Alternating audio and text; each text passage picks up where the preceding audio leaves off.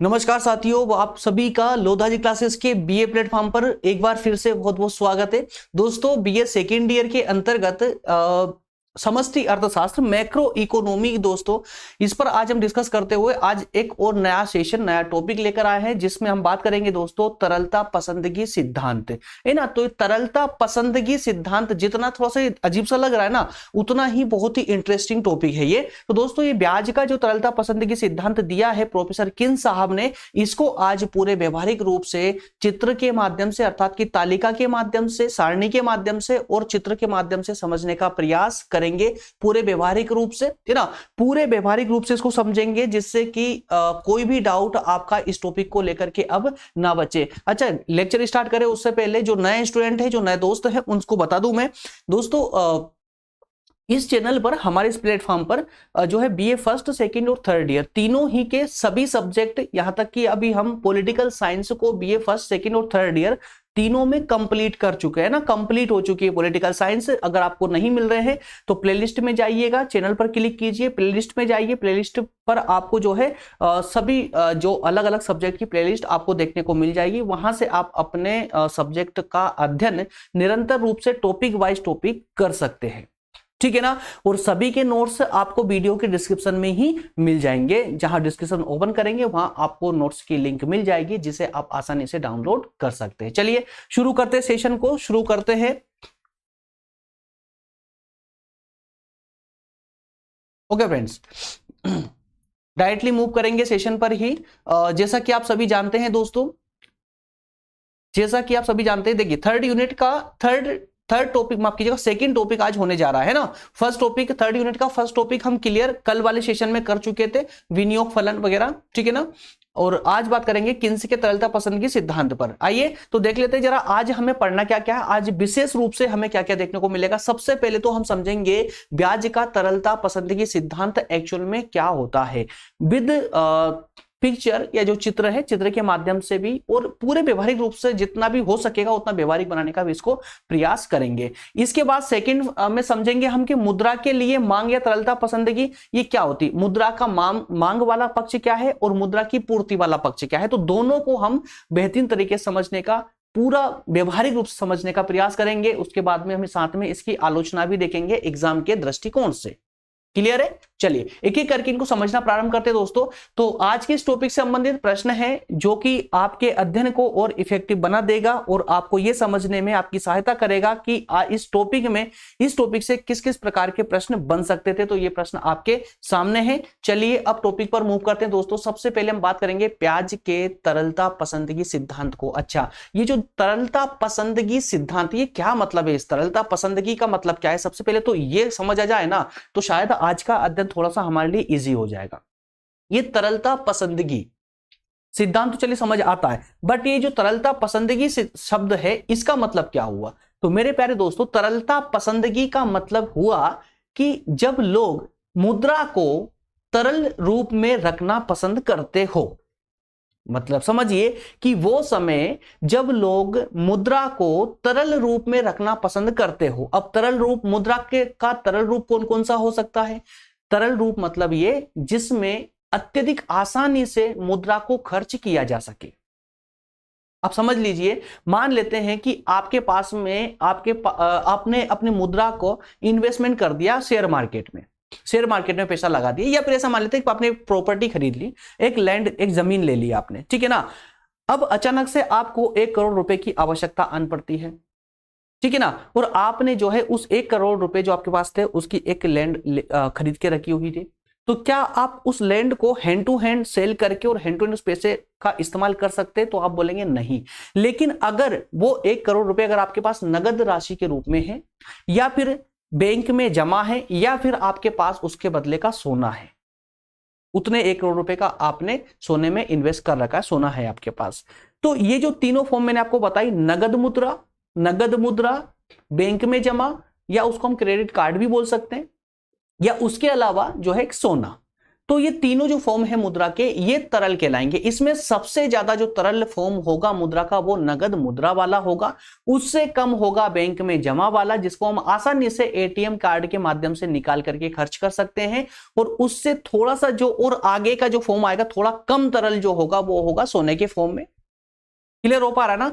तो ये जो तरलता होती है मुद्रा की, इस तरलता को रखना लोग कब पसंद करते हैं, यही बताने का यहां प्रयास किया है लॉर्ड जॉन मेनार्ड किन्स साहब ने। और यह सिद्धांत उन्होंने कहां पर दिया दोस्तों? तो अपनी पुस्तक में दिया था। उस पुस्तक का नाम था जनरल थ्योरी ऑफ एम्प्लॉयमेंट। क्या नाम था उसका? General theory of employment, interest and money. कब लिखी गई थी ये? 1936 में। क्लियर है? 1936 में। ठीक है ना? तो दोस्तों ये सिद्धांत उन्होंने अपनी इस पुस्तक में प्रकाशित किया था, जिसे कब लिखा गया दोस्तों? 1936 में लिखा गया था। क्लियर है? चलिए अब आगे बढ़ते हैं। किन्स ब्याज को नगद की कीमत मानते हैं। क्या बोलते हैं? प्राइस ऑफ कैश है। किन्स बोलते हैं कि जो ब्याज है ना, ये ब्याज पैसे की कीमत है, पैसे की कीमत है। प्राइस ऑफ कैश है, नगद रखने की कीमत है, पैसे को नगद रखने की कीमत है। समझिए यहां पर, है ना?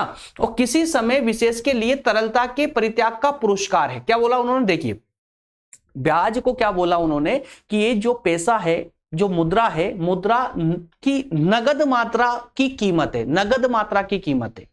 ठीक है ना? या ऐसे कहिए कि तरलता के परित्याग का पुरस्कार है, तरलता के परित्याग का पुरस्कार है।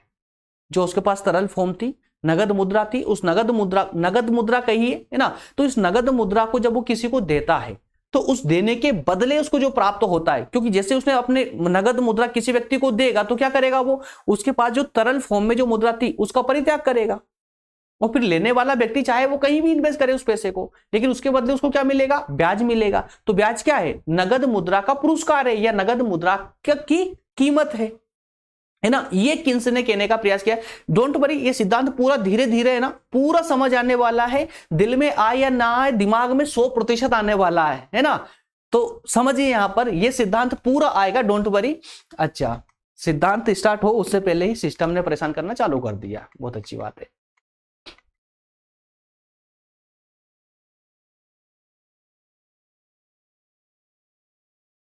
ओके चलिए, कोई बात नहीं। सिस्टम भी थोड़ी सी फिरकी लेना चालू कर दिया इसने भी। अभी 2-3 दिन से कुछ परेशान कर रहा सिस्टम, लेकिन हम सिस्टम पर ध्यान ना देते हुए अपने इस सिद्धांत पर ध्यान देते हैं, क्योंकि इसको दिमाग में लेकर आना है ना? चलिए तो अब बात करते हैं दोस्तों। देखिए किन्स ब्याज को एक मौद्रिक घटना मानते हैं। क्या मानते हैं? किन्स ब्याज को एक मौद्रिक घटना मानते हैं। मौद्रिक घटना, एग्जैक्टली मौद्रिक घटना ही तो है, पूरा मुद्रा का खेल है इसमें, है ना? और ये मुद्रा की मांग और पूर्ति से निर्धारित होता है। क्या कहा गया? देखिए यहां पर जो ब्याज है ना, ये ब्याज किन्स ने कहा है कि ये एक पूरी मुद्रा की घटना है। और ये जो ब्याज निर्धारित होता है ना, कि ब्याज डिसाइड कैसे होगा, रेट ऑफ इंटरेस्ट डिसाइड कैसे होगा, अर्थात कि ब्याज निर्धारित कैसे होगा, तो किन्स ने कहा कि साहब जो ब्याज निर्धारित होगा ना, ये मांग और पूर्ति के आधार पर होगा। मतलब मुद्रा की मांग और पूर्ति ये निर्धारित करेगी ब्याज को। समझ पा रहे हैं ना? आज मार्केट में ब्याज कैसे निर्धारित होता है? या एक मांग और पूर्ति, मांग किसी वस्तु की मांग और पूर्ति। अब समझिए जरा, अगर मांग कम होगी और पूर्ति ज्यादा होगी, तो बताइए, जैसे मान लेते हैं कि मार्केट में मुद्रा की, तरल मुद्रा की मांग ज्यादा है, मांग ज्यादा है, उल्टा कर दिया उसको, मांग ज्यादा है, पूर्ति कम है, तो ब्याज कैसा होना चाहिए? कम या ज्यादा? मांग ज्यादा है, पूर्ति कम है, तो लोग अत्यधिक रूप से मांग रहे हैं, तो क्या होगा दोस्तों? यहां पर रेट ऑफ इंटरेस्ट अर्थात ब्याज बढ़ जाएगा, है ना? लेकिन वहीं इसका उल्टा कर दीजिए, विपरीत कर दीजिए इसको। तो अगर इसको विपरीत फॉर्म में देखा जाए, तो अगर मांग कम है, पूर्ति ज्यादा है, तो उस केस में ब्याज की दर कम हो जाएगी, है ना? इसलिए कहा है ना कि मांग और पूर्ति ही ब्याज को निर्धारित करती है। और ये किन्स ने कहा है, किन्स ने भी माना इसको। तो मुद्रा की मांग से तात्पर्य, देखिए मुद्रा की मांग का मतलब क्या हुआ? जब मुद्रा को नगद या तरल रूप में रखना, मुद्रा को नगद रूप में रखना, नगद या तरल रूप में। मैंने तरल को बताया ना, मतलब क्या हुआ? तरल रूप में नकदी में भी हो सकता है, वो सोने में भी हो सकता है, बैंक जमा में भी हो सकता है। ये तरल फॉर्म है मुद्रा का, है ना? तो मुद्रा की मांग का मतलब हुआ, मांग का अर्थ हुआ मुद्रा को नगद रखना, और पूर्ति का अर्थ हुआ समय विशेष में मुद्रा की मात्रा, है ना, मुद्रा की मात्रा उपलब्ध रखना। एक समय विशेष में मुद्रा की मात्रा का उपलब्ध होना। ठीक है, तो ब्याज का निर्धारण उस बिंदु पर होता है जहां पर मुद्रा की मांग और पूर्ति बराबर हो जाती है। मैं चित्र के माध्यम से इसको बेहतर तरीके से समझाऊंगा, इसको डोंट वरी, है ना, कि मुद्रा ब्याज का निर्धारण कैसे होता, कब, किस परिस्थिति में होता है। जब मुद्रा की जो मांग होती है वो कहां होना चाहिए, पूर्ति कहां होना चाहिए, कब इसका जो है इसका निर्धारण होगा, ये आगे आने वाले पक्ष में चित्र के माध्यम से और बेहतर तरीके से समझने का प्रयास करेंगे। आइए अगले पॉइंट पर मूव करते हैं दोस्तों, की मुद्रा के लिए मांग, है ना, ये तरलती जो है तरलता पसंद की। तो ये मांग का पक्ष कब आता है, मुद्रा का मांग का पक्ष कब आएगा? देखिए, किन्स के सिद्धांत के अनुसार अगर देखा जाए तो ब्याज तरलता के परित्याग का पुरस्कार है। क्लियर है? तरलता के परित्याग का या तरलता को त्यागने का पुरस्कार है। मुद्रा धन का सबसे तरल रूप होता है। यही कारण है कि लोग अपने धन को तरल या नगद रूप में रखना पसंद करते हैं। ठीक है ना? तो अतः लोग अपनी तरलता पसंदगी का त्याग तभी करेंगे जब उन्हें कुछ ना कुछ पुरस्कार मिले, अर्थात कि कुछ तो लाभ मिले, है ना, कुछ तो लाभ मिलना चाहिए। तो इस प्रकार ब्याज तरलता के त्याग की कीमत है ना। ब्याज क्या है? तरलता के या मुद्रा के त्याग की, मुद्रा की तरलता के त्याग की कीमत है। अब तो कंफ्यूजन नहीं है ना, तरलता का मतलब क्या हुआ, है ना, तरलता का मतलब हुआ स्पष्ट है, क्लियर हो चुका ना अब तक। चलिए आगे देखते हैं। व्यक्तियों की तरलता पसंदगी जितनी अधिक होगी, उन्हें तरलता के परित्याग करने को प्रोत्साहित करने के लिए उतनी ही ऊंची ब्याज की दर देनी पड़ेगी। समझिए क्या कहा यहां पर, इस लाइन के माध्यम से क्या कहा उन्होंने, कि व्यक्ति जो है तरलता को जितना अधिक पसंद करेगा, मतलब क्या हुआ दोस्तों, कि मुद्रा की मांग ज्यादा करेगा, है ना, तो जितनी ज्यादा मांग करेंगे ब्याज की दर उतनी ही ज्यादा अदा करनी पड़ेगी उसको। क्लियर है? तो किन्स के अनुसार लोग मुद्रा को नगद या तरल रूप में रखने की मांग कुछ उद्देश्यों से करते हैं। ऐसे किन्स ने 3 विशेष उद्देश्य बताए हैं, 3 उद्देश्य बताए हैं। और वो 3 उद्देश्य क्या है दोस्तों? एक तो सामान्य लेनदेन के लिए लोग पैसा नगद रखना पसंद करते हैं अपने पास। दूसरा उद्देश्य है सावधानी के लिए, सावधानी के उद्देश्य से अचानक से कोई ऐसी घटना घटे, है ना, तो जिसमें मुद्रा की आवश्यकता आन पड़े, सावधानी के उद्देश्य के लिए। तीसरा है सट्टा उद्देश्य के लिए। तो तीनों उद्देश्य के लिए किन्स के अनुसार, इन तीनों उद्देश्य के लिए जो है व्यक्ति अपने पास मुद्रा को तरल रूप में रखना पसंद करता है। आइए इन तीनों रूपों को या तीनों उद्देश्यों को थोड़ा सा और डिटेल में जान लेते हैं। सामान्य लेनदेन के लिए, तो लेनदेन के उद्देश्य मुद्रा की मांग उपभोक्ताओं या साहसियों द्वारा की जाती है। ठीक है ना, व्यवसाय में दिन प्रतिदिन के कार्यों को करने के लिए नगद मुद्रा की आवश्यकता होती है, तो यह हो जाता आपका सामान्य लेनदेन, है ना, और हर किसी को आवश्यकता पड़ती है नगद मुद्रा की। ठीक है, नेक्स्ट है सावधानी उद्देश्य के लिए। तो लोग भविष्य में जो अनिश्चित संकट आते हैं, लोग उससे सुरक्षित रहने के लिए ये सावधानी वाले उद्देश्य के अंतर्गत जो है नगद फॉर्म में या नगद रूप में मुद्रा को रखना पसंद करते हैं। संकट कौन से? कभी अचानक से दुर्घटना हो जाती है, कभी बेरोजगारी छा जाती है, बीमारी आ जाती है, कई प्रकार के संकट हो सकते हैं, अनिश्चित संकट जिनको हम कहते हैं, है ना। तो इस प्रकार से जो है सावधानी उद्देश्य के अंतर्गत भी लोग मुद्रा की मांग करते हैं, नगद मुद्रा की मांग करते हैं।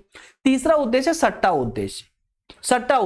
ये सट्टा उद्देश्य क्या हो गया दोस्त? देखिए, व्यक्ति द्वारा सट्टे के उद्देश्य से भी नगद मुद्रा की मांग की जाती है। दूसरे शब्द, व्यक्ति नगद मुद्रा को अपने पास इसलिए रखना चाहते हैं जिससे वे भविष्य की अनिश्चितताओं का लाभ उठा सके। भविष्य में ब्याज की दर कम ज्यादा हो तो उसका लाभ उठा सके, है ना। तो सट्टा उद्देश्य के लिए भी लोग अपने पास मुद्रा का संचय रखते हैं। किससे? नगद मुद्रा का संचय रखना पसंद करते हैं। किस रूप में रखेंगे नगद मुद्रा? लोग ज्यादा कब रखेंगे? जिस समय वर्तमान में ब्याज कम होगा तब रखेंगे, या वर्तमान में ब्याज ज्यादा होगा तब रखेंगे। लोगों की सामान्य धारणा कैसी रहती है दोस्तों, कि जब वर्तमान में अगर ब्याज बिल्कुल निम्न स्तर पर होगा तो लोग नगद मुद्रा को ज्यादा रखेंगे, ज्यादा अपने पास रखेंगे। क्यों रखेंगे? क्योंकि उनको यह पता रहता है कि आने वाले समय में ब्याज की दर आगे चल के बढ़ने वाली है, और आज कम है तो वो अपने पास संचय कर लेते हैं। संचय करके जब आने वाले समय में ब्याज की दरें बढ़ेगी तो वो अपने पैसे को ब्याज पर निकाल देंगे, है ना। इस कारण से वो लोग कम दर पर पैसे का संचय करते हैं और अधिक दर पर पैसे का संचय नहीं करते। याद रखिएगा, नहीं करते। क्यों? क्योंकि उनको पता है कि इस वक्त अगर जब हाई रेट ऑफ इंटरेस्ट है, उस समय अगर ये लोग पैसे का संचय करेंगे, पैसा इकट्ठा करेंगे, अपने पास उसकी ज्यादा मांग करेंगे तो उस समय क्या होगा, आगे चल करके रेट ऑफ इंटरेस्ट कम हो जाएगा, तो उनको अनिश्चित रूप से लाभ हो जाएगा, माफ कीजिएगा, हानि हो जाएगी, हानि का वहन करना होगा। इस कारण से इसी जो उद्देश्य है इसी को हम सट्टा उद्देश्य कहते हैं। क्लियर है यहां तक का? आइए थोड़ा सा अब और आगे बढ़ते हैं दोस्तों। तो मुद्रा की कुल मांग उपर्युक्त तीनों उद्देश्यों के लिए मुद्रा की मांग का योग होती है, ठीक है ना। मतलब क्या कहा दोस्तों कि जो कुल मांग है मुद्रा की वो इन तीनों का योग है, तीनों उद्देश्य तीनों का योग है, क्योंकि लेन देन का उद्देश्य, लेन देन उद्देश्य, सावधानी उद्देश्य और मुद्रा है ना, मुद्रा आय पर निर्भर करती है। अब देखिए यहां पर इसको समझिए, लेन देन का उद्देश्य, कलर,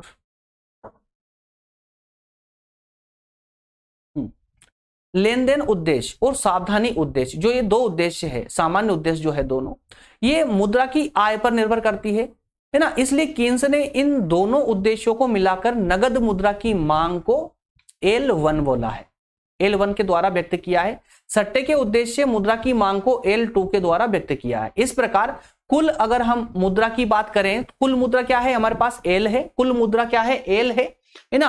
तो इस प्रकार से कुल मुद्रा अगर हमें फाइंड आउट करनी है तो L इज इक्वल टू, कुल मुद्रा is equal to L1 plus L2। L1 क्या है दोस्तों, सामान्य उद्देश्य, सामान्य उद्देश्य और सावधानी उद्देश्य के लिए जो मुद्रा रखी है उसे L1 कहा गया है, और सट्टा उद्देश्य के लिए L2 कहा है। क्लियर है? इसलिए मुद्रा का, तरल मुद्रा का फॉर्मूला क्या बन जाएगा, L is equal to L1 plus L2। Clear है? चलिए आगे बढ़ते हैं। आइए इसको एक चित्र के माध्यम से दोस्तों थोड़ा सा हम समझने का प्रयास करते हैं, जिससे हमारा अध्ययन और ज्यादा इजी हो जाए। चलिए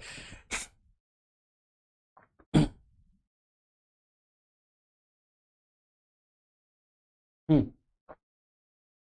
चलिए देखिए, तरलता पसंद की एलपी, ध्यान दीजिएगा, एलपी, एलपी एक रेखा है, बताता हूं कौन सी है। एलपी रेखा ब्याज की दर की विभिन्न दरों पर मुद्रा की मांग की मात्राओं को व्यक्त करती है। क्या कहा गया है देखिए दोस्तों, ध्यान दीजिएगा, जो एलपी रेखा है चित्र में, ये ब्याज की दर की, ब्याज की विभिन्न दरों पर, ब्याज की विभिन्न दरों पर मुद्रा की मांग, मुद्रा की मांग को व्यक्त करती है। ये एलपी रेखा दोस्तों, ये रेखा देख पा रहे हैं आप, ये वाली जो रेखा देख पा रहे हैं आप, ये वाली जो रेखा है, ये रेखा, ये एलपी रेखा है ना, ये एलपी रेखा है। ये एलपी रेखा क्या करती है कि ब्याज की दरों को दिखाती है। ये किस पर दिखाती है, मुद्रा की मांग के आधार पर ब्याज की दरों को दिखाती है। कैसे दिखाती, आगे बताता हूं मैं। ब्याज की दर और मुद्रा की मांग का उल्टा संबंध होता है। क्यों? ब्याज की दर बढ़ेगी तो मुद्रा की मांग कम हो जाएगी, और ब्याज की दर कम होगी तो मुद्रा की मांग बढ़ जाएगी। कैसे? ये चित्र आपको बहुत बेहतर तरीके से समझा देगा। देखिए यहां पर आते दोस्तों, हमने दो लाइन खींची ओ वाई, एक लाइन है ओ, ओ और वाई, और दूसरी लाइन है और एक्स।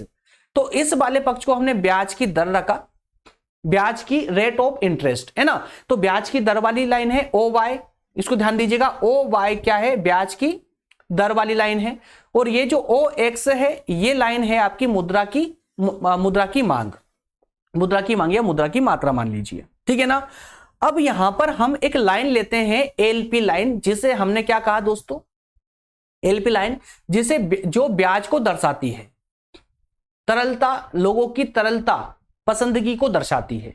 कैसे? देखिए जब रेट ऑफ इंटरेस्ट इस स्तर पर था, अधिक था, अधिक था, तो देखिए मांग कितनी थी दोस्तों, मांग देखिए यहां पर 0 थी।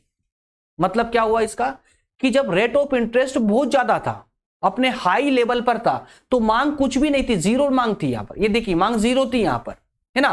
लेकिन जैसे जैसे जैसे जैसे जैसे जैसे सिस्टम परेशान कर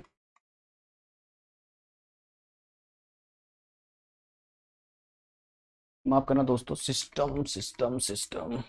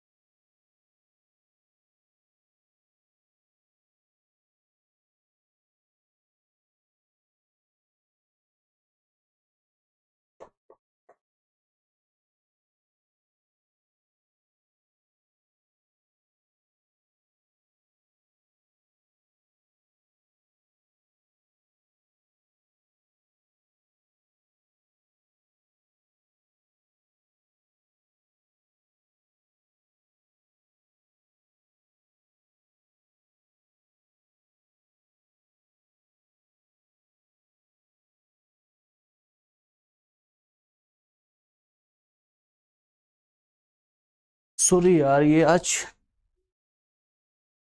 टेक्निकली डिफॉल्टेड, कोई बात नहीं, चला लेंगे काम। वैसे भी ज्यादा सेशन नहीं बचा, शॉर्ट है, कंप्लीट होने वाला है।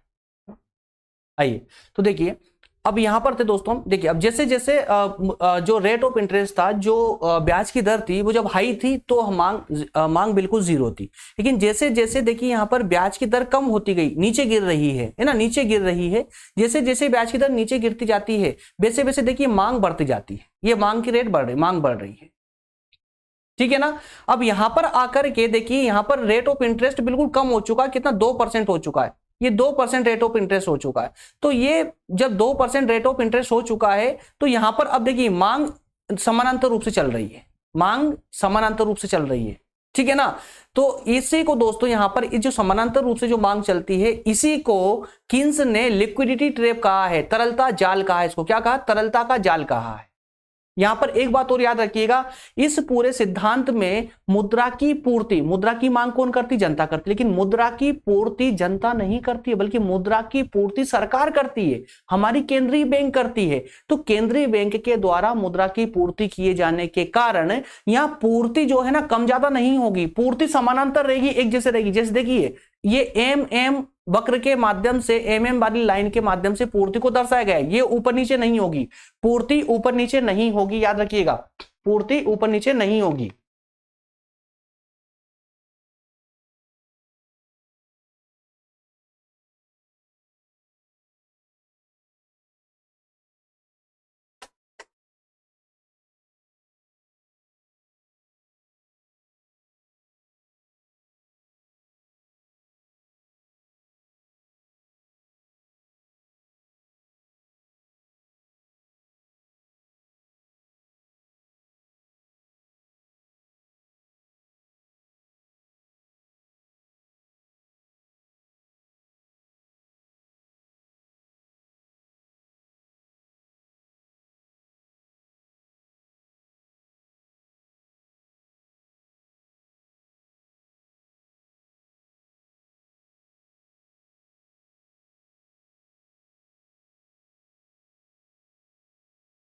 आइए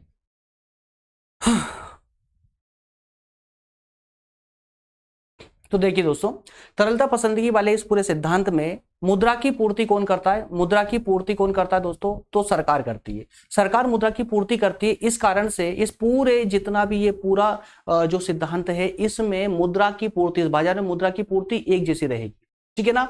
तो यह मुद्रा की पूर्ति किसी भी रूप से, ब्याज या किसी भी रूप से प्रभावित नहीं होगी, है ना, ब्याज से मुद्रा की पूर्ति प्रभावित नहीं होगी, सिर्फ मांग प्रभावित होगी, याद रखिएगा। तो देखिए यहां पर चलिए इसको पढ़ते हैं, इससे अपना क्लियर हो जाएगा आपका। देखिए एलपी रेखा, एलपी रेखा कौन सी एलपी रेखा दोस्तों, इसी रेखा की हम बात कर रहे हैं, इसी रेखा की हम बात कर रहे हैं ना। तो एलपी रेखा, एलपी रेखा की दूसरी बात यह है कि इसका अंतिम भाग अर्थात उसकी पूंछ के समानांतर, किसके एमएम के समानांतर मान लीजिए, है ना, या उसकी मांग के समानांतर, एक्सिस मतलब कि उसकी मांग के समानांतर, पूंछ का मतलब उसने ये कह दिया, इस पूंछ का बताया है, इस वाले का, इस वाले पार्ट का समानांतर होने की प्रवृत्ति रखता है। तो इस उलझे में मत पड़िए, इसे समझिए कि जो एलपी रेखा है, एलपी रेखा एक समय में एक बिंदु पर आकर के ये मांग के समानांतर हो जाती है, पूंजी की मांग के समानांतर हो जाती है ना, पूंजी की मांग के समानांतर हो जाती है।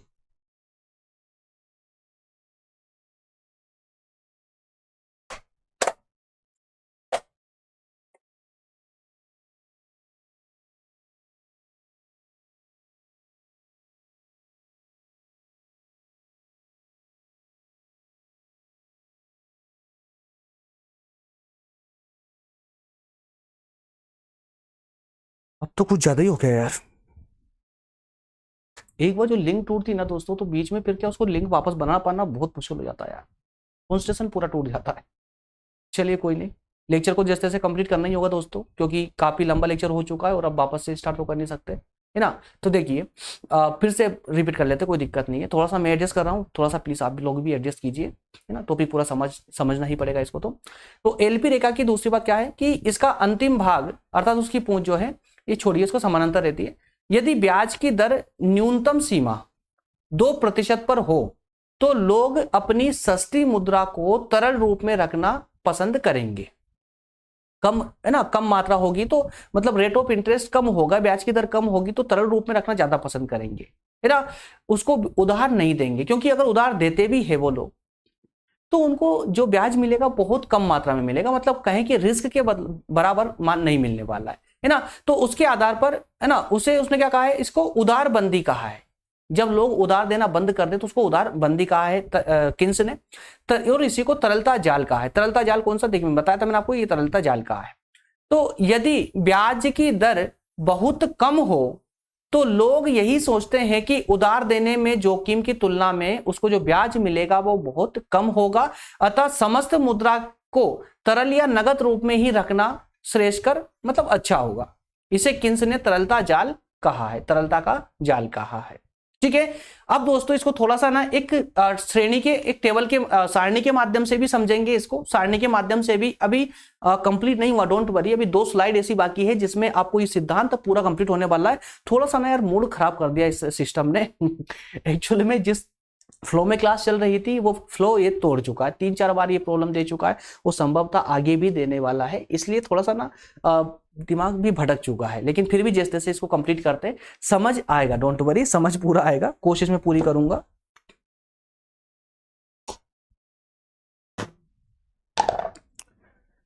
चलिए, अब इसमें हमें 2 पक्ष दोस्तों विशेष रूप से पढ़ना है। एक पढ़ना है कि मुद्रा की पूर्ति वाला। अब चूंकि ये तो आप जान चुके हैं कि मुद्रा की पूर्ति कौन करता है, सरकार करती है, तो यहाँ पे हमें कोई टेंशन है नहीं। इसका मुद्रा की पूर्ति वाला जो वक्र है वो ऊपर नीचे आगे पीछे जाने की कोई जरूरत पड़ेगी नहीं, क्योंकि मुद्रा की पूर्ति एक फ्लैट में चलने वाली है, एक जैसी चलने वाली है ना। क्यों, क्योंकि सरकार करेगी मुद्रा की पूर्ति। तो सरकार जब मुद्रा की पूर्ति करती है तो उसको ना मांग से फर्क पड़ने वाला है और ना ब्याज से फर्क पड़ने वाला है। क्लियर है ना। तो लिखा हुआ है देखिए कि मुद्रा की पूर्ति में सिक्के, पत्र मुद्रा, साख ये सब सम्मिलित होती है। मुद्रा की पूर्ति केंद्रीय बैंक के द्वारा की जाती है, अतः समय विशेष पर यह स्थिर रहती है ना, ये स्थिर रहेगी, इसमें कोई बदलाव नहीं होगा। यही कारण है कि मुद्रा पूर्ति वक्र पर खड़ी रेखा होती है, वक्र पर खड़ी रेखा होती है। मैं चित्र में आपको दिखाया भी था मैंने, इस प्रकार के चित्र में जो खड़ी रेखा थी एमएम है ना, जो एमएम रेखा थी, एमएम रेखा थी वो मुद्रा पूर्ति वाली रेखा थी, ठीक है ना। इसे एमएम द्वारा दर्शित किया गया था चित्र में, और भी आगे देखने वाले हैं। आइए तो इसको दोस्तों हम अब इसकी कहानी अब हम इसके माध्यम से ब्याज के निर्धारण पर समझते हैं कि इसका ब्याज का निर्धारण एक्चुअल में कैसे होता है। ब्याज का निर्धारण कैसे होता है, जो मेन मुद्दा है हमारा वो है ब्याज का निर्धारण वाला, है ना। तो मेन हमको ब्याज का निर्धारण ही समझना है कि ब्याज का निर्धारण आखिरकार होता कैसे है।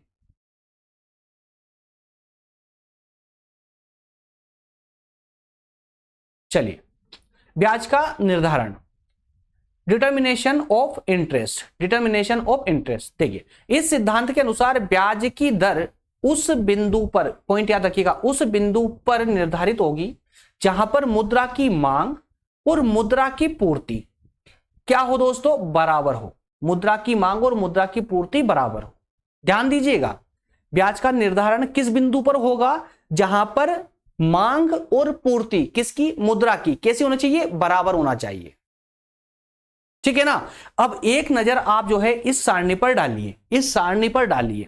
इस सारणी को अगर आप दोस्तों देखते हैं तो यहां देखिए, यहां पर ये एक कॉलम है मुद्रा की मांग वाला और एक है मुद्रा की पूर्ति वाला, ठीक है ना। तो यहां पर मांग और पूर्ति देखिए, मुद्रा की मांग 4000 करोड़ और पूर्ति 4000 करोड़, दोनों बराबर आ रही दोस्तों। तो यहां पर ब्याज का निर्धारण किस बिंदु पर होगा, तो इस 6% पर ब्याज का निर्धारण हो जाएगा, है ना, जहां पूर्ति और मांग दोनों बराबर हो। क्लियर है। तो यहां एलपी वक्र, मुद्रा की पूर्ति वक्र एमएम को, जाल को काटता है। अब ये ध्यान रखिएगा इसको भी, जहां पर एलपी वक्र, एलपी वक्र कौन सा था दोस्तों, वो मांग वाला वक्र था ना, एलपी वक्र, ठीक है ना। जैसे जैसे मुद्रा की जो दर थी, किसकी, ब्याज की जो दर थी वो कम होती जाती है तो मांग बढ़ती जाती है। वो जिस हमने चित्र में एलपी वक्र देखा था, तो वो एलपी वक्र जहां पर पूर्ति वक्र को, पूर्ति वक्र अर्थात कि एमएम उसको काटेगा, है ना। आगे चित्र में समझते चलिए इसको, यहां कंफ्यूज हो जाएंगे आप। अच्छा, एक नजर इस पर और वापस से इस सारणी पर डालिए, सारणी को देखिए एक बार और, सारणी को एक बार देखिए दोस्तों, ध्यान से देखिए। यहां ध्यान दीजिएगा, ब्याज, ये ब्याज की दर वाला है, मुद्रा की मांग और मुद्रा की पूर्ति वाले कॉलम है। तो यहां देखिए कि जब 2% ब्याज दर थी, जब 2% ब्याज दर थी तो मुद्रा की मांग बहुत ज्यादा थी, मांग बहुत ज्यादा थी, कितनी 6000 करोड़ की थी, लेकिन मुद्रा की पूर्ति कितनी है 4000 करोड़, है ना। अब मुद्रा की पूर्ति तो एक जैसी रहेगी, क्यों रहेगी, क्योंकि इसकी पूर्ति सरकार करती है, जनता नहीं करती, बाजार नहीं करता, जो ब्याज के अनुसार ऊपर नीचे होगा, है ना। मुद्रा की पूर्ति सरकार करती है, इसलिए कैसी होनी चाहिए, समानांतर होगी। लेकिन देखिए ब्याज के कारण मुद्रा की मांग इफेक्टेड हो रही है। जैसे ही मुद्रा की ब्याज की दर बढ़ती है 4% हुई 2 से, वैसे ही मुद्रा की मांग कम हो गई, 6000 से 5000 हो चुकी है। और मुद्रा जैसे ब्याज की दर और बढ़ी तो यहां पर मांग और कम, है ना। तो इस प्रकार से मुद्रा ब्याज दर बढ़ने से मुद्रा की मांग कम हो रही है। क्लियर है ना। अब इसको ये आगे देखिए, अब आगे चित्र में ये आपकी ओर मदद करने वाला है। देखिए ये चित्र दोस्तों, इसमें अभी हमने अभी तुरंत पहले देखा था कि इसमें एक एलपी वक्र है, ये एलपी वक्र है ना, और ये एक एमएम वक्र है। क्लियर है। तो ये एलपी वक्र एमएम वक्र को, ये एमएम वक्र कौन सा है दोस्तों, ये पूर्ति वक्र है, पूर्ति वाला वक्र है, मुद्रा की पूर्ति करता है। और ये कौन सा है दोस्तों, ये मांग वाला वक्र है ना, ये मांग वाला वक्र है, मांग या कहें कि रेट ऑफ इंटरेस्ट वाला वक्र है। तो ये मांग वाला वक्र जैसे पूर्ति वाले वक्र को जिस बिंदु पर काटता है, कहां पर काट रहा था, मतलब दोनों बराबर कहां हो रहे थे, मांग और पूर्ति दोनों बराबर कहां पर हो रहे थे, 6000 करोड़ वाले पे। हमने सारणी में देखा था ना कि 6000 करोड़ यहां पर आ रहे थे, वहां बराबर हो रहे थे वो, है ना।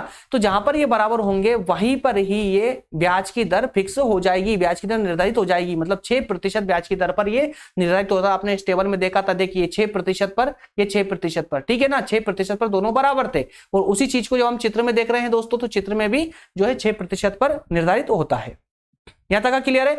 तो इस चित्र से स्पष्ट है कि एलपी है ना, ये लिखा हुआ है, इसको पढ़ेंगे आपको और क्लियर हो जाएगा, ठीक है ना। अब आइए दूसरा जो उसका लास्ट वाला पक्ष बचता आलोचना वाला, जरा आलोचना को फटाफट कंप्लीट कर लेते हैं। 5 बिंदु आलोचनाओं के यहां पर दिए गए हैं, जो कि आपके एग्जाम के, सिर्फ एग्जाम के दृष्टिकोण से दिए गए हैं दोस्तों। इसको अगर आप भी पढ़ेंगे अब, तो आपको ही पढ़ने में, समझने में कोई प्रॉब्लम नहीं होगी। मैं एक बार पढ़ के दिखा देता हूं, खाली समझ तो आप खुद ही जाएंगे। अब तक आपको पूरा क्लियर हो चुका सिद्धांत। थोड़ी जो लिंक टूटी है ना हमारी दोस्तों, इस सिस्टम के कारण टूटी है यार, थोड़ा सा माफ करना इस बार, तो टेक्निकल प्रॉब्लम, क्या करें अब इसका। यह सिद्धांत पूंजी की सीमांत उत्पादकता पर ध्यान नहीं देता। पहली आलोचना क्या है कि जो सिद्धांत है किन्स का, ये पूंजी की सीमांत उत्पादकता की बात नहीं करता है। आगे देखिए, मुद्रा की मांग केवल उसको नगद रूप में रखने के लिए ही नहीं की जाती, बल्कि उत्पादक मुद्रा की मांग विनियोग अर्थात की इन्वेस्टमेंट के लिए भी करते हैं, ऐसा आलोचकों ने माना है ना। इसलिए पूंजी में उत्पादकता होनी चाहिए, पूंजी में उत्पादकता होती है, और किन्स ने सिर्फ इसको पेशे के फॉर्म में ही रखने की बात कही है। तो पहली आलोचना ये हो जाती है। दूसरी आलोचना में कहा गया है कि यह सिद्धांत ब्याज की दर को निर्धारित करने वाले वास्तविक तत्वों पर ध्यान नहीं देता, कि जिन वास्तविक तत्वों से ब्याज का निर्धारण होता है किन्स उन पर ध्यान नहीं देते। जैसे कि मौद्रिक तत्वों पर आवश्यकता से अधिक बल दिया गया है, यहां पर वास्तविक तत्वों की उपेक्षा की गई है। अगला है, यह सिद्धांत एक पक्षीय है। क्यों? क्योंकि यह सिद्धांत एक पक्षीय, क्योंकि इसमें मुद्रा की मांग पर ध्यान दिया गया है, मुद्रा की मांग पर ही ध्यान दिया गया है, इसके अलावा किसी दूसरे पक्ष की बात ही नहीं करते हैं ये। नेक्स्ट है, अरे भाई थोड़ा सा बचा है यार, थोड़ा सा पार्ट बचा है, इसको कंप्लीट कर लेते,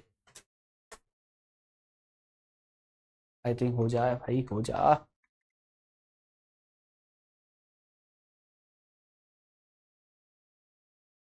शायद हो जाए।